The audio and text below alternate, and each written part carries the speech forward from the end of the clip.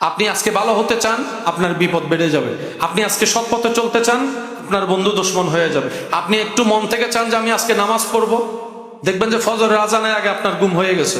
আপনি যদি বলেন যে না মানুষের উপকার করব, আমি আর কারো কোনো ক্ষতি করব না, দেখবেন রাস্তায় যাওয়ার সময় কিচ্ছু নাই, হঠাৎ করে গাড়ি একটা এসে আপনার খোঁচা মেরে চলে গেছে।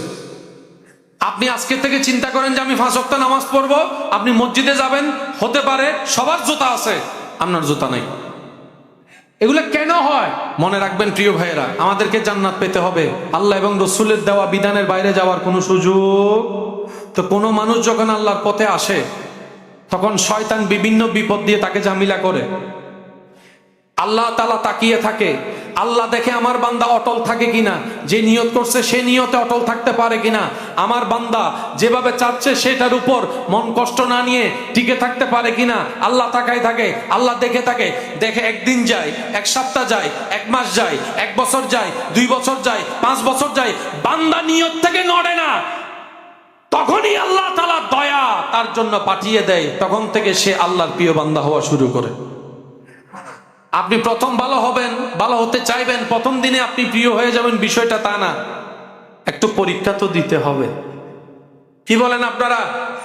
একটা পরীক্ষা তো দেওয়ার দরকার, একটু কষ্ট সহ্য করার দরকার। আল্লাহ যাকে ভালোবাসে তাকে কষ্ট দেয় বেশি। দুনিয়া ভালোবাসলে ফুল দেয়, আল্লাহ ভালোবাসলে আগলায় রাখে। আল্লাহ ভালোবাসলে মূসা নবীর মতো ছোট্ট অবস্থায় মা হারা করে নদীতে ভাসায় দেয়। সেজন্য মাথায় রাখবেন, মুমিন বান্দা যখন কষ্ট মুসিবত দেখে, তখন তারা এই সময়টাকে সুবর্ণ সুযোগ হিসেবে কাজে লাগায়। আপনি আল্লাহর প্রিয় বান্দা হতে ম্যানুয়ালি ভাবে যদি 100 বছর লাগে, যে কোনো দুঃখ কষ্ট বিপদে যদি ধৈর্য এবং শুকরিয়ার সাথে স্থির থাকতে পারেন, ওই 100 বছরের রাস্তা আল্লাহ চাইলে আপনাকে একদিনে পার করায় দিবে। কষ্ট ভাঙতে আসে না, কষ্ট মজবুত করতে আসে। সেজন্য মাথায় রাখবেন, কেউ যদি আপনার দিকে পাথর নিক্ষেপ করে কষ্ট দেওয়ার জন্য, আপনি পাথরগুলাকে নিয়ে মনের মধ্যে জমাবেন না, আপনি পাথরগুলাকে নিয়ে নিচে জমাতে থাকবেন, নিচে জমাতে থাকবেন। এই পাথর জমতে জমতে যখন পাথরের একটা পাহাড় হয়ে যাবে, আপনি তাদের চাইতে অনেক উঁচুর মধ্যে চলে যাবেন, উঁচু জায়গায় চলে যাবেন। আপনি পাথর নিয়ে মন খারাপ করছেন কেন? আরে সবচাইতে আল্লাহর সৃষ্টি জগতে শ্রেষ্ঠ হচ্ছে আল্লাহর নবী, নবী রহমাতুল্লিল। পৃথিবীতে এমন অনেক নাফরমান নাখান্দা মানুষ আছে যারা আমাদের নবী নিয়ে বদনাম করে, নবীর বিপক্ষে কথা বলে। তো যেখানে নবীর বিপক্ষে আছে, সেখানে আপনার আমার বিপক্ষে থাকবে না কেন?